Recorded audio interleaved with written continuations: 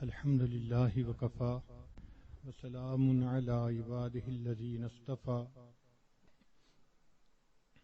أما بعد أعوذ بالله من الشيطان الرجيم بسم الله الرحمن الرحيم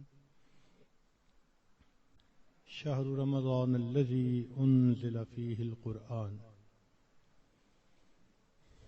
سبحان ربك رب العزة عما يصفون وسلام على المرسلين والحمد لله رب العالمين اللهم صل على سيدنا محمد وعلى آل سيدنا محمد وبارك وسلم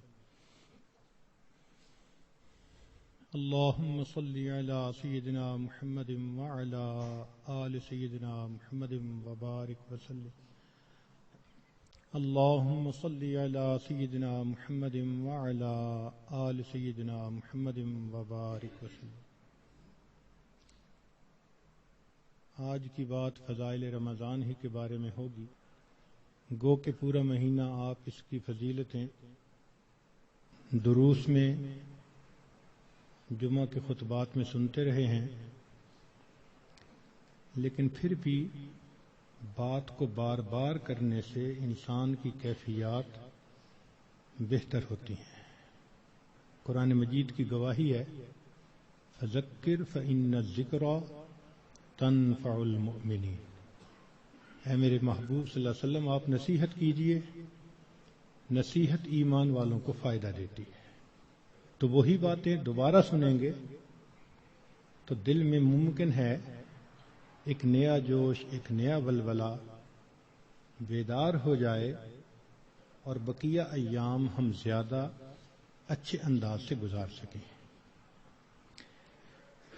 اسلامی مہینوں کی ابتدا محرم سے ہوتی ہے اور اسلامی مہینوں کی انتہا ذی الحجہ پر ہوتی ہے۔ پہلا مہینہ محرم اور آخری مہینہ ذی الحجہ۔ پہلا مہینہ بھی قربانی کی یاد دلاتا ہے اور آخری مہینہ بھی قربانی کی یاد دلاتا ہے۔ سیدنا ابراہیم علیہ السلام کو 10 محرم کو آگ میں ڈالا گیا تھا اور ذی الحجہ کی 10 تاریخ کو سیدنا اسماعیل علیہ السلام کو اللہ کے نام پر قربان کیا۔ تو اسلامی سال کی ابتدا میں بھی قربانی کا سبق ہے، انتہا میں بھی قربانی کا سبق۔ اب اگر اس سال کے 2 حصے کیے جائیں تو 2 شش ماہیاں بنتی ہیں، پہلے 6 مہینے اور دوسرے 6 مہینے۔ پہلے 6 مہینوں میں درمیان میں تیسرا مہینہ ہے ربیع الاول، وہ بھی انعام کا مہینہ،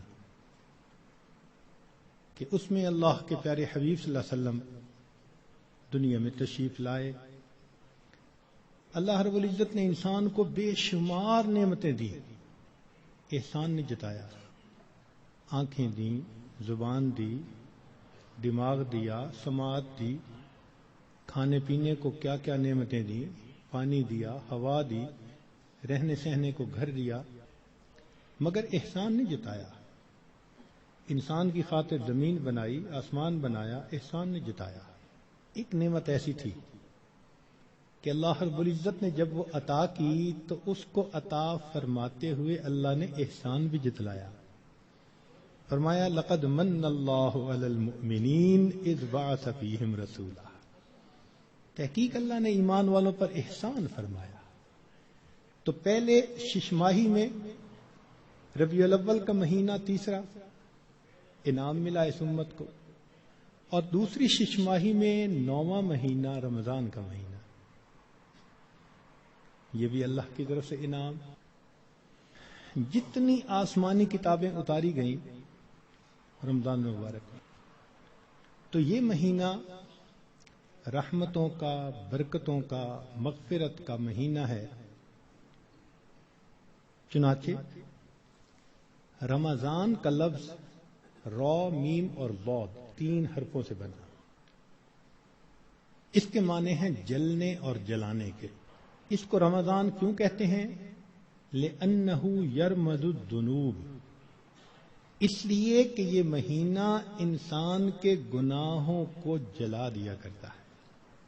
جیسے آگ کسی چیز کو جلا کے ختم کر دیتی ہے، یہ مہینہ بھی مومن کے گناہوں کے نام و نشان کو مٹا دیتا ہے۔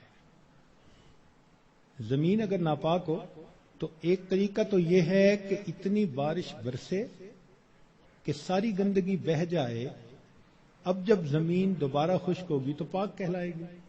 اور دوسرا طریقہ یہ ہے کہ اس زمین پر سورج کی تپش اور گرمی اتنی پڑے کہ وہ گرمی اس نجاست کا نام، نشان، رنگت، ہر چیز کو ختم کر کے رکھ دے، زمین پھر پاک کہلائے گی۔ تو یہ مثال ہے رمضان کی کہ اس مہینے میں اللہ رب العزت کی طرف سے اتنی رحمتوں کی بارش ہوتی ہے کہ انسان کے دل کی نجاستوں کو وہ مٹا کے رکھ دیتی ہے۔ یا یوں سمجھ لیں کہ اس مہینے میں برکات کی ایسی تپش آتی ہے انسان کے دل پر، نور کا سورج جو طلوع ہوتا ہے تو وہ دلوں کو اس قدر حرارت پہنچاتا ہے کہ دلوں کی نجاست کو مٹا کے رکھ دیتا ہے، اس لیے اس کو رمضان کہا گیا۔ حدیث مبارکہ میں اس کے مختلف نام ہیں۔ عربوں میں عظمت والی چیز کے کئی نام ہوتے تھے، اللہ رب العزت کے 99 نام، وَلِلَّهِ الْأَسْمَاءُ الْحُسْنَى، تو رمضان کے بھی کئی نام، چنانچہ حدیث مبارکہ میں اس کو شہر مبارکن، اس لیے ہم رمضان مبارک بھی کہہ دیتے ہیں، شہر عظیم، عظمت والا مہینہ، شہر الصبر، صبر کا مہینہ، شہر المواسات، غمخاری کا مہینہ۔ چنانچہ علماء نے لکھا ہے کہ رمضان سید الشہور، یہ مہینوں کا سردار ہے، فیہ بدأ نزول القرآن، اس میں ہی قرآن مجید نازل ہوا۔ اس کی 27 تاریخ کو، رمضان کی 27 تاریخ کو لوح محفوظ پر آسمان دنیا پر نازل کر دیا گیا، پھر وہاں سے 23 سال کے عرصہ میں آہستہ آہستہ آیات کو نبی علیہ السلام پر اتارا گیا۔ تفسیر طبری میں قتادہ رضی اللہ تعالی عنہ کی روایت ہے، فرماتے ہیں ان اللہ اصطفى صفایا من خلقہ، اصطفى من الملائکۃ رسلا ومن الناس واصطفى من الکلام ذکرہ، اللہ تعالیٰ نے انسانوں میں، فرشتوں میں بعض کو چن لیا ہے، ان کو فضیلت بخش دی ہے، کلام میں اللہ نے اپنے ذکر کو، اپنی یاد کو پسند فرما لیا، واصطفى من الارض مساجدا، اور زمین کے ٹکڑوں میں سے جو مساجد جہاں بنی ہیں ان مساجد کو اللہ نے چن لیا، واصطفى من الشہور رمضان، اور مہینوں میں سے اللہ نے رمضان کو چن لیا، واصطفى من الایام یوم الجمعہ، دنوں میں اللہ تعالیٰ نے جمعہ کے دن کو چن لیا، واصطفى من اللیالی لیلۃ القدر، اور راتوں میں اللہ تعالیٰ نے لیلۃ القدر کو چن لیا، فعظموا ما عظم اللہ، تم بھی تعظیم کرو اس کی جس کی اللہ نے تعظیم فرمائی، جس کو اللہ نے عظمت بخشی تم بھی اس کی تعظیم کرو۔ چنانچہ تفسیر در منصور میں علامہ سیوطی رحمۃ اللہ علیہ فرماتے ہیں، کعب رضی اللہ تعالیٰ عنہ سے روایت کہ ان اللہ اختار ساعات اللیل والنہار فجعل منہن صلاۃ المکتوبہ، اللہ تعالیٰ نے دن رات میں سے کچھ اوقات کو پسند کیا، ان میں 5 نمازوں کو فرض فرما دیا، واختار الایام فجعل منہن الجمعہ، دنوں کو چنا تو ان میں سے جمعہ کو پسند فرما لیا، واختار الشہور فجعل منہن شہر رمضان، واختار اللیالی فجعل منہن لیلۃ القدر۔ تو جب اللہ رب العزت نے لیلۃ القدر کو اتنی عظمت بخشی اور اس مہینے کو اتنی عظمت بخشی تو ہمیں بھی چاہیے کہ ہم اس مہینے کی برکتوں سے فائدہ اٹھانے والے بن جائیں۔ چنانچہ علامہ طبرانی رحمۃ اللہ علیہ مجموع الزوائد میں سید الشہور شہر رمضان و سید الایام یوم الجمعہ، نبی علیہ السلام اس مہینے کا انتظار فرماتے تھے۔ اس مہینے کی فضیلت کے لیے یہ کتنا عجیب پوائنٹ ہے کہ اللہ رب العزت کے پیارے حبیب صلی اللہ علیہ وسلم اس مہینے کا انتظار فرماتے، دعا فرماتے تھے، اللہم بارک لنا فی رجب و شعبان و بلغنا رمضان، اے اللہ ہمیں رجب اور شعبان میں برکت عطا فرما اور بخیریت ہمیں رمضان تک پہنچا. انسان وش کرتا ہے نا تو کسی بہت بڑی نعمت کے لیے وش کرتا ہے. اللہ کے حبیب صلی اللہ علیہ وسلم 2 مہینے پہلے سے دعا مانگتے تھے. جب بڑے کسی چیز کو بڑا کہیں تو واقعی بڑی ہوتی ہے. اللہ کے پیارے حبیب صلی اللہ علیہ وسلم نے اس مہینوں کو شہر عظیم کہا، بڑا مہینہ.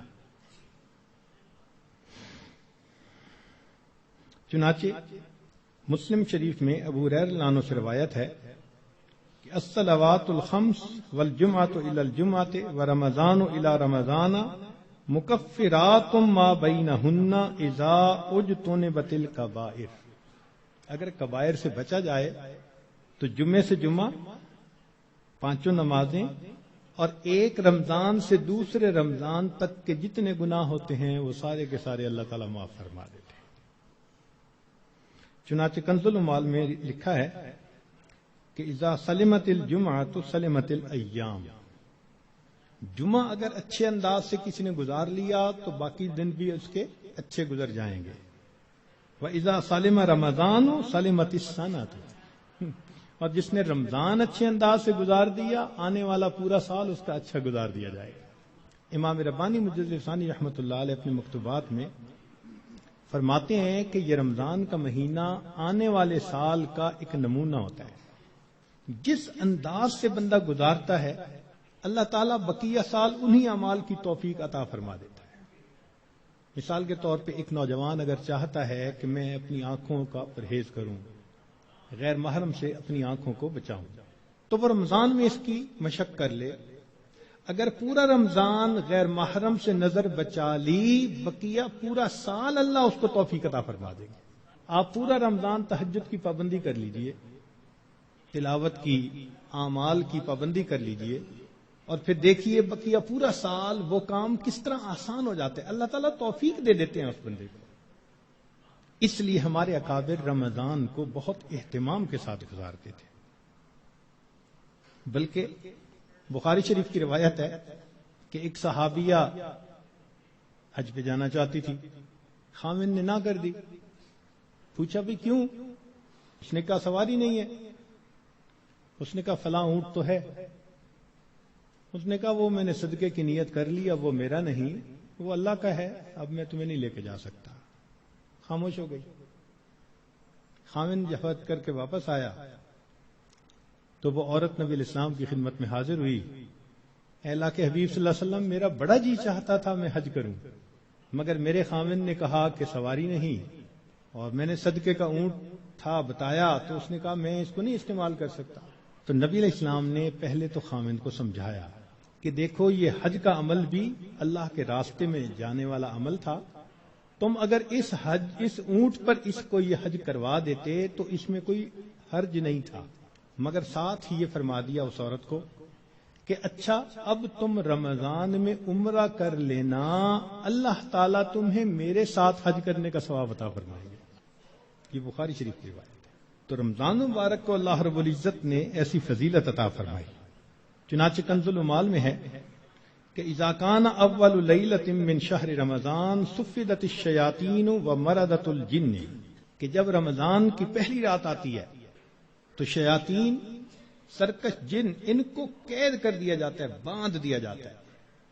خبردار میرے پیارے حبیب صلی اللہ علیہ وسلم کے امتیوں کے روزوں کو تم خراب نہ کر سکو، تو شیاطین کو باندھ دیا جاتا ہے.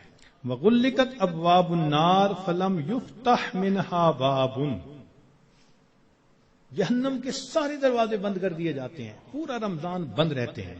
وفتحت ابواب الجنت فلم یغلق منہا باب، اور جنت کے سارے دروازے کھول دیے جاتے ہیں اور ان دروازوں کو پورا مہینہ بند نہیں کیا جاتا. سبحان اللہ. اللہ رب العزت اس مہینے میں جنت کی سیل لگاتے ہیں. وَيُنَادِي مُنَادٍ كُلَّ لَيْلَةٍ، اور ایک ندا دینے والا فرشتہ ہر رات یہ ندا دیتا ہے، یا باغی الخیر اقبل، اے نیکی کے متلاشی آگے بڑھ. ابتغاء سے ہے یہ لفظ باغی الخیر. وَيَا بَاغِيَ الشَّرِّ اقصر، اے برائی کے تلاش کرنے والے تھم جا، رک جا.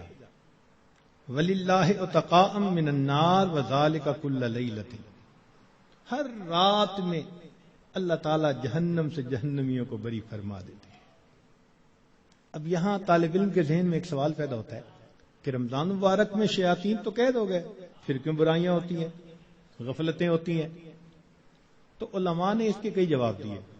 ایک جواب تو انہوں نے دیا بھئی بڑے شیاطین تو قید ہو گئے، اب چھوٹے شتونگڑے بھی تو ہیں، اور ہم اتنے غافل کہ شتونگڑے ہی کام دکھا جاتے ہیں. دوسرا علماء نے یہ کہا کہ شیطان کی وجہ سے نفس کے اندر اتنی خباثت آ جاتی ہے کہ شیطان اگر باندھ بھی دیا جاتا ہے تو نفس اس کا کارندہ بنا رہتا ہے، وہ انسان کو گناہوں پر اکسائے رکھتا ہے. یا برے دوست ہوتے ہیں، یار بد، ان کی وجہ سے انسان رمضان میں بھی نیکی پر نہیں آتا. مگر اس کی خوبصورت مثال یہی ہے کہ جیسے لوہے کو بھٹی میں گرم کریں نا تو سرخ ہو جاتا ہے، پھر اس کے بعد اس کو بھٹی سے نکال لیں تو وہ 1 منٹ میں ٹھنڈا نہیں ہوتا، وہ گھنٹہ 2 گھنٹے گرم رہتا ہے. تو شیطان نے انسان کو گناہوں کی بھٹی میں اتنا گرما دیا ہوتا ہے کہ ان لوگوں کے لیے رمضان کا مہینہ آ بھی جاتا ہے تو وہ گرمی اسی طرح موجود رہتی ہے. نبی علیہ السلام نے ارشاد فرمایا من وافق موتہ عند القضاء رمضان دخل الجنہ. جس بندے کو رمضان المبارک کے اندر موت آ گئی اللہ تعالیٰ اس کو جنت کے اندر داخل فرما دیتے ہیں. سیدہ عائشہ صدیقہ رضی اللہ تعالیٰ عنہ فرماتی ہیں کہ کان رسول اللہ صلی اللہ علیہ وسلم یجتہد فی رمضان ما لا یجتہد فی غیرہ. مسلم شریف کی روایت کہ رمضان